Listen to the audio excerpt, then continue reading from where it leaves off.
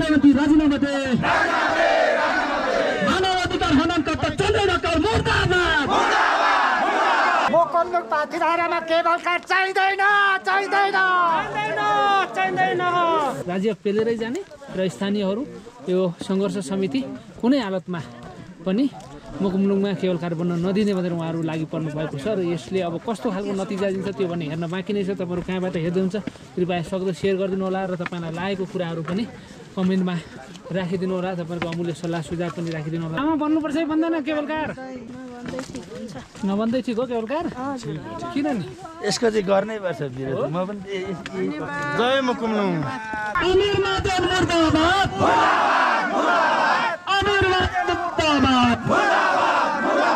चन्द्र ढकाल मुर्दाबाद। चन्द्र ढकाल मुर्दाबाद। Cable car चाहिँदैन। केबल कार चाहिँदैन। नो केबल कारका लागि अन्तिम लडाइँ लड्ने जमर्को गरे हो। थाक्ने त पुरै नै छैन। एक मुठी सास र एक थोपा रगत हुइन्जेल मुकुलुङ र पाथिभरा संरक्षणको लागि औरतल लडिरहन्छौँ। के महिला के वृद्ध के बालबालिका एउटै स्वर मुकुलुङ पाथिभरा क्षेत्रमा केबल कार खारिज कर। यो आवाज हाम्रो। राज्यले विभिन्न तौरबाट दबाइसक्यो भन्छ नि त तपाईँहरूको आवाज। राज्यले कति दिन दबाउन सक्छ? राज्यमा लोकतन्त्रमा जनता हो सर्वभौम भनेको। त्यसमा संविधानको धारा 32 ILO 169 हरेक कुरामा हाम्रो अधिकार छ, मौलिक हक छ। त्यसमा हामी राज्यले एकछिन पेल्दैमा एकछिन गोली हान्दैमा कुटपिट गर्दैमा थर्काउँदैमा थर्किनेवाला छैनौँ। अनि तपाईँहरूको आन्दोलन चाहिँ हाम्रो आन्दोलन जारी छ हो कि सक्रिय भयो? एकदम जारी छ। तुइने भन्ने कुरो होइन, उनीहरूको तुइयो केबल कार तुइयो। तर हाम्रो आन्दोलन जुझारु सक्रिय सशक्त भएर गइरहेको छ। तर यहाँ चाहिँ नि 2-4 पनि हुन्न तपाईँहरू? 2-4 होइन, हामी 2-4 हजारौँ छौँ। फेदीमा पनि छौँ, समग्र तल्लो फेदी माथिल्लो फेदी जिल्ला हर ठाउँ देशैभरि। यहाँ सुरक्षाको घेरा कडा पारेकोले यहाँ गोली हानेर कुटपिट गरेकाले कतिपय सशङ्कित भएर मात्रै हो, नभए हाम्रो 10,000 माथि योद्धाहरू हुनुहुन्छ। राज्यको गोलीले तपाईँहरूलाई छेक्न सक्दैन। राज्यको गोली त नि सरकारले भ्रष्टाचारी दलालतिर फर्काउनु पर्छ। अब यो हामी सर्वसाधारणतिर होइन, देशका भ्रष्टाचारीलाई त्यही पनि छातीमा होइन, यिनीहरूलाई हामी गुणामुनि चाहिँ त्यो गोली माफियाहरूप्रति फर्काइदिनु हुन राज्यलाई अनुरोध। भएन भने चुनौती दिन चाहन्छु। यो आन्दोलन के को लागि र किन? यो आन्दोलन पदयात्रा मुकुलुङमा सांस्कृतिक धार्मिक पाथिभरा क्षेत्रमा अतिक्रमण गरेको छ पुँजीवादी दलालले, व्यापारीले। यसको केबल कार राख्ने बाहनामा विकासका न्युमा विनाश गरेको छ होइन। अनि यहाँ केही भक्तजनले त हामीलाई हिँड्न गाह्रो भयो, केबल कार चाहियो पनि भन्नुभएको छ। भन्नुहुन्छ नि, दलाल पुँजीपति वर्गका एकदम भौतिकवादी सुखमा रहेका। तर हामी प्रकृति प्रेमी, संस्कृति प्रेमी, आम जनताको त्यो अपवादमा 2-4% त भइहाल्छ नि। होइन, जसरी उहाँले रुखहरू ढाल्नुभयो, बिरुवा गुनासहरू ढाल्नुभयो, त्यसै गरी आन्दोलनकारीहरूलाई हामी ढाल्छौँ भने जस्तो गरेर उहाँहरू अगाडि बढ्नु भएको छ। होइन, उहाँहरू आफै ढल्नुहुन्छ, हामी त ढल्दैवाला छैनौँ। हामी मात्र छैनौँ, यहाँ सारा छौँ। पवित्र हजुर हजुर पाथिभरा देवी छ, मुकुमलुङ छ हामीमा होइन। उनीहरू सरकारले लाली गुनासले राष्ट्रिय फुल भन्छ, उनीहरूले काट्दा झन्डै काहीँ एउटा काट्यो भने छेल लाउँछ। यहाँ सुकेको रुख हो। वन मन्त्रालय पनि विरोधी गरेर धिक्कार छ। नेपालको वन मन्त्रालय यस्तो खालको निरङ्कुश तानाशाह एकतन्त्रीय मन्त्रालय पनि चाहिँदैन। किन चाहिँदैन?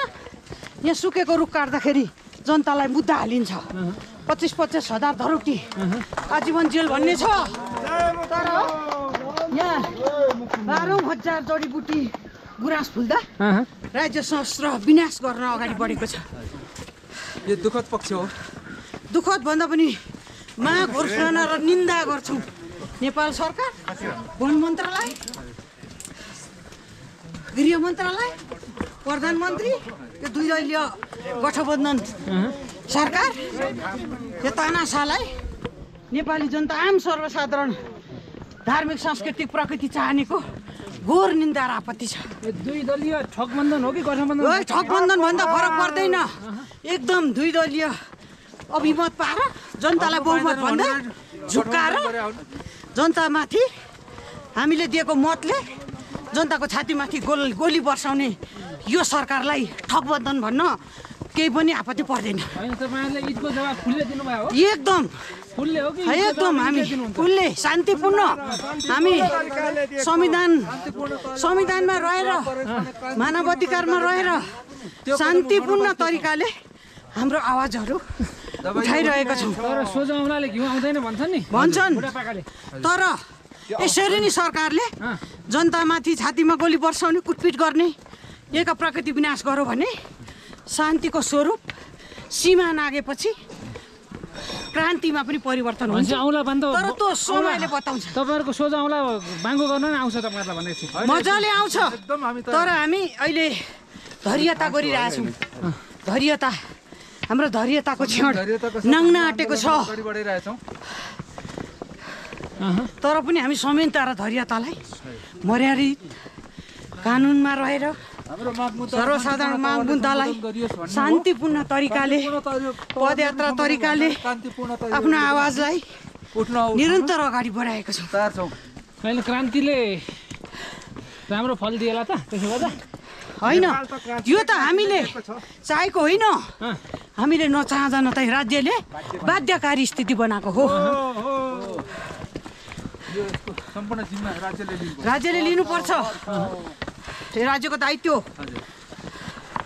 एउटा पुँजीपति एउटा व्यक्तिमाथि सिङ्गो सरकार लाग्नु दुई दलीय ठगबन्धन अत्यन्तै खुसी लाग्यो। केवलकार बन्नुहुन्न भनेर जनताहरू स्वतस्फूर्त रूपमा आउनु भएको छ, तपाईँहरूको भनाइ के छ?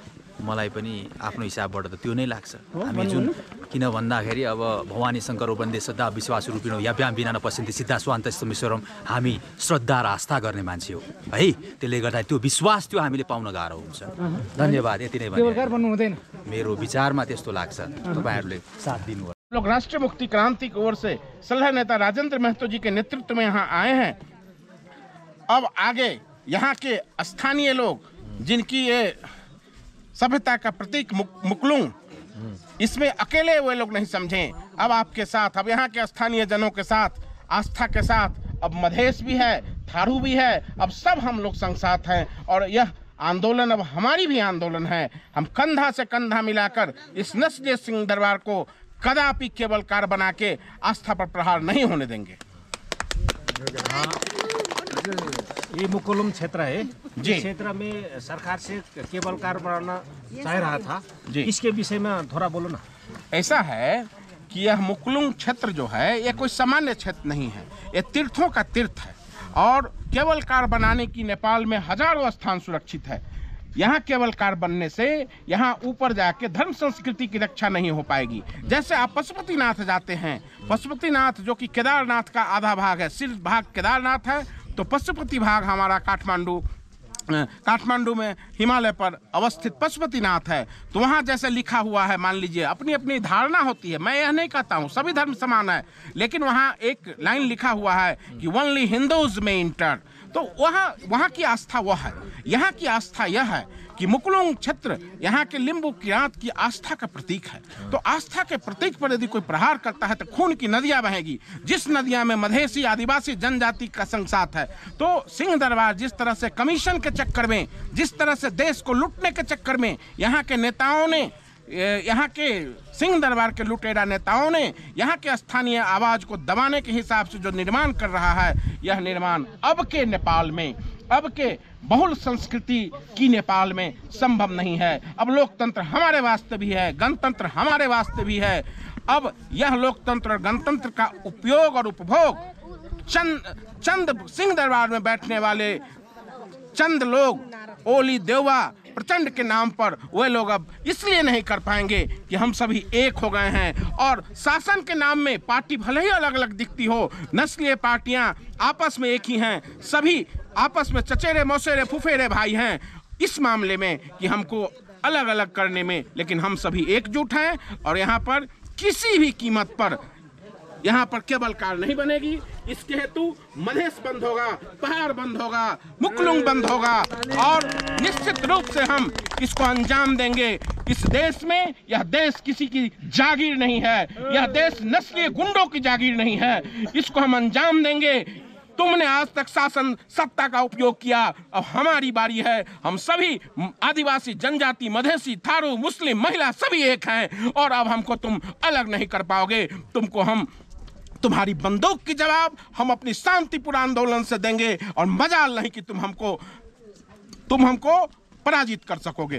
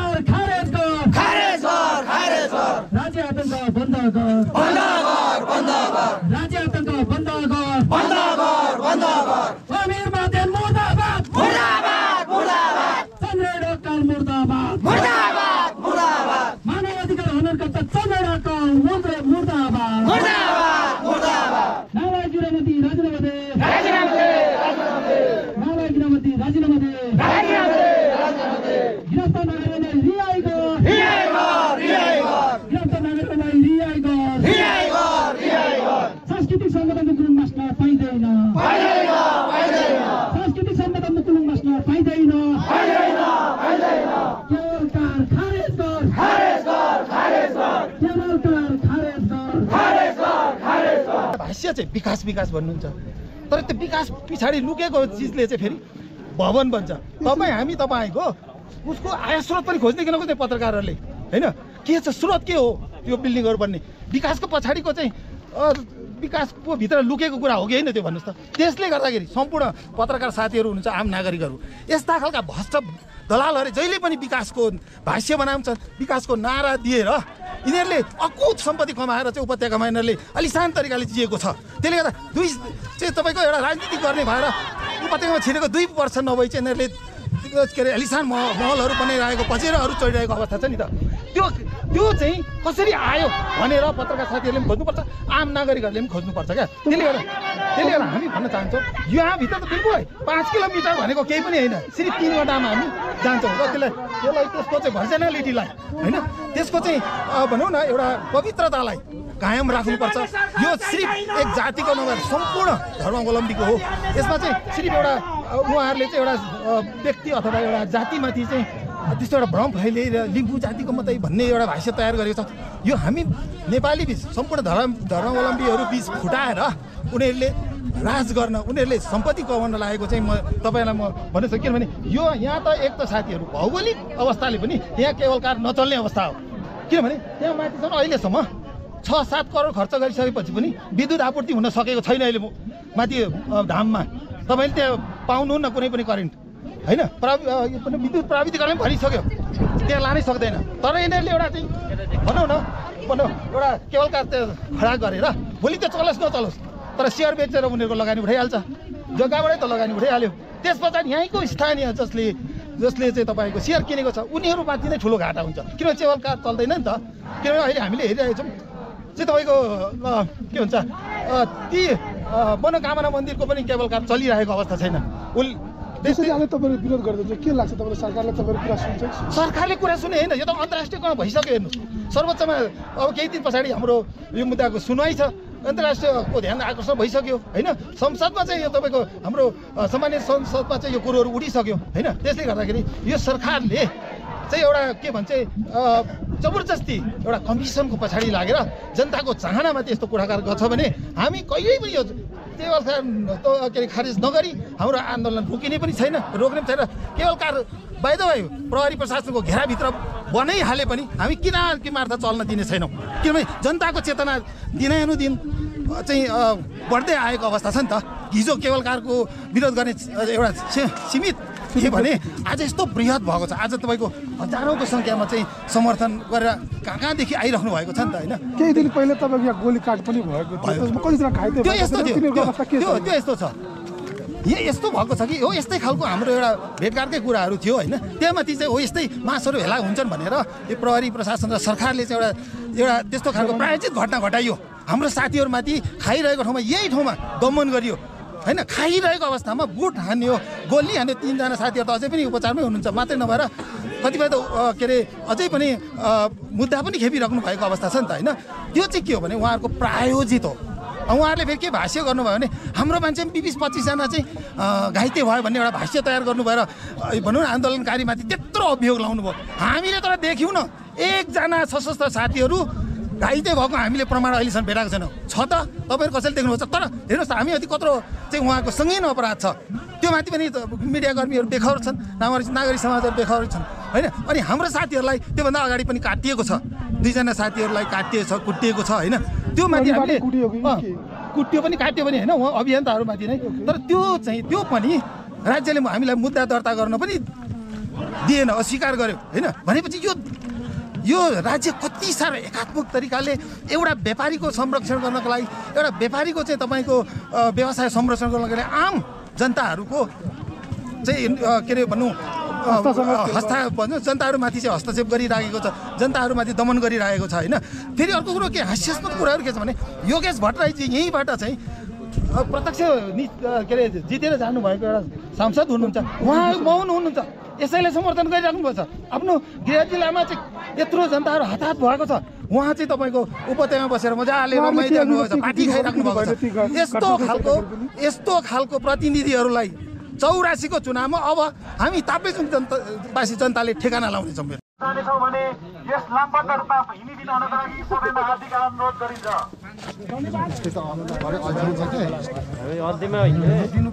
अन्तिममा युवाहरू ढुङ्गा हानिहाल्छ कि प्रेसरमा छ कि युवाहरू अनि बिगारिहाल्छ काम अनि प्रहरी पनि उभिएको हुन्छ अनि त्यहाँदेखि डन्ठा चार्ज गर्न थाल्छ हो अनि विराटनगरमा कम त कन्ट्रोल भन्छ गाह्रो गर्नु केटाहरूलाई नेताहरूको कुरा सुन्छौँ भन्नु थालिगयो नि त्यहाँ भुइँमा बसेको माताहरू बसिरहेको थियो जगेन्द्रहरू अप्ठ्यारो हो हुनु पनि रिस छ लाजेङ मरिरहेको छ थाम्नु नसकेर हो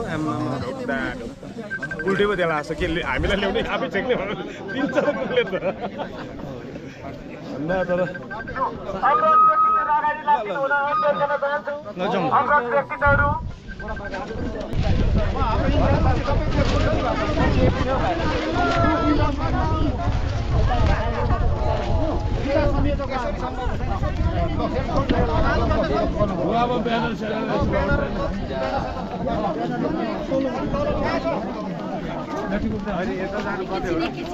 हामी भक्त जमलाई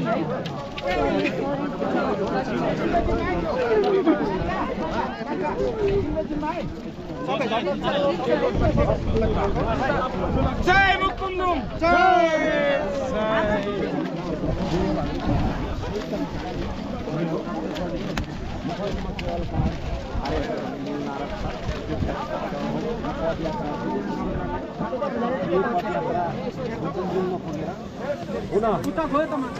आयोजना केवलकार चन्द्र ढकालको केवलकार निर्माण स्थलबाट र यहाँ हजारौँको सङ्ख्यामा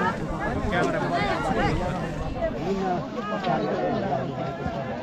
र यो फागुनको 6-7 फर्कने क्रममा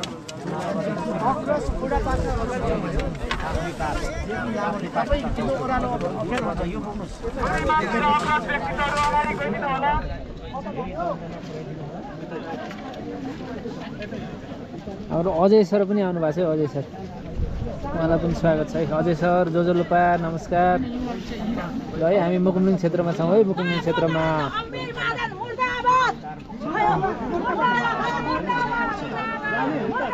यही देख के तो हम लोग आ गए। कल तक यह सिंह दरबार वाला जो नस्लीय शासक है यह राय को अलग कर दिया, गुरुओं को अलग कर दिया, नेवारी को अलग कर दिया, मधेसी को तो अलग ही कर दिया, मधेसी में थारू बना दिया, मधेश के भीतर भी मुस्लिम बना दिया। अब हम लोग जाके इस मुकलुंग के धरती से कसम खाने आए हैं कि हम कोई अलग नहीं है, हम सभी एक हैं, सभी यह आंदोलन हम सबों की आंदोलन है और यह आंदोलन हम सभी का आंदोलन है। और जो यहाँ घायल हुए उस धरती को हम स्पर्श करने आए हैं और आज हमने मुकलुंग क्षेत्र में घायल साथी के जो नो केवलकार आंदोलन में घायल हुए थे इस धरती को श्रद्धापूर्वक नमन किया है और श्रद्धापूर्वक नमन करके नो केवलकार के हेतु हमने संपूर्ण मनोवेग से उद्घोष किया है। अब यह केवलकार कभी नहीं बनेगी, मुकलुंग के धर्म संस्कृति पर आक्रमण नहीं होने दिया जाएगा। इसके हेतु मधेश से लेके पहाड़, आदिवासी जनजाति से लेके थारू, मुस्लिम, मधेसी तक एक है। अब आप लोग निश्चिंत रहें, यदि यहाँ गोली चलेगी, यदि यहाँ प्रहार होगा तो मधेश का चक्का जाम होगा और मधेश में कुछ होगी तो यहाँ चक्का जाम होगी। अब नस्लीय सिंह दरबार का खात्मा होगा और इस तरह से हम आगे बढ़ेंगे। रही भाषा संस्कृति की बात आपने पूछी थी, मैं आपसे निवेदन करूं कि नेपाल में 136 से अधिक भाषा राष्ट्रीय भाषा है, 136 से अधिक भाषा यहाँ बोली जाती है, परंतु यह नस्लीय सिंह दरबार के शासकों ने सिर्फ खास गोरखाली भाषा को, जो उनकी अपनी दहलीज की भाषा है,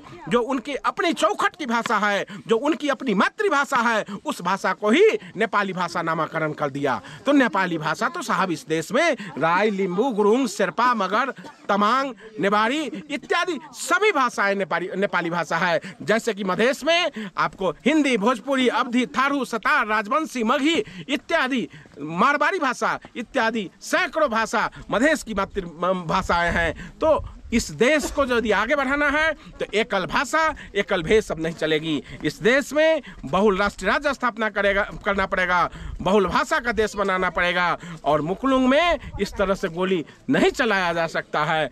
जिस तरह से ये लोग कहीं भी आप पहचान की बात उठाते हैं तो पहचानवादियों के साथ, ये चाहे मधेश का पहचानवादी अधिकारवादी हो, चाहे वो हमारे जनजाति, आदिवासी, कोई भी पहचानवादी हो, सभी के साथ ये लोग आज तक एक तरह से सिंह दरबार का नस्लीय गुंडागर्दी चलता है। यह गुंडागर्दी बंद होना पड़ेगा। कोसी के लिए आंदोलन नहीं हुई थी साहब, कोसी के लिए आंदोलन नहीं हुई थी, नदी के नाम के लिए आंदोलन नहीं हुआ था। आंदोलन यदि हुआ था तो लिम्बुआन के लिए हुआ था, बहुल राष्ट्रीय राज्य के लिए हुआ था। इसके लिए हम सभी अब संग साथ हैं और वह नस्लीय ताकत को हम परास्त करेंगे और इस देश में 136 से अधिक भाषा भाषी और भाषाओं की मान्यता के लिए हम आगे बढ़ेंगे और इस मुकलुंग क्षेत्र के पवित्रता के लिए हम आगे बढ़ चुके हैं। इसकी पवित्रता को कोई केवलकार वाला, कोई ठेकेदार, कोई कमीशन खाने वाला नेता इस पवित्रता के साथ अब खिलवाड़ नहीं कर पाएगा। केवलकार बनिसक्यो उता कहाँ बन गया? उसको उखाड़ के फेंक दिया जाएगा।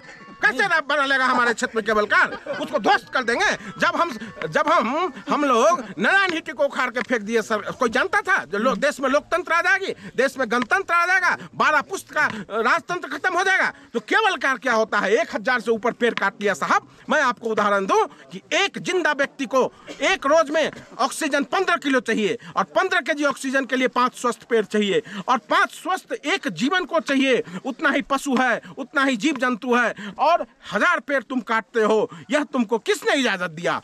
तुम 1000 पेड़ का भरपाई कहाँ करोगे? यह देश सिर्फ तुम्हारी नहीं है। बन गया तो उसको उखाड़ के फेंक दिया जाएगा।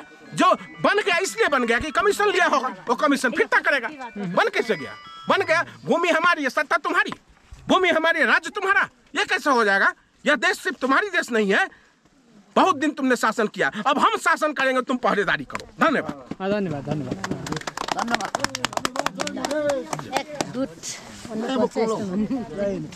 जय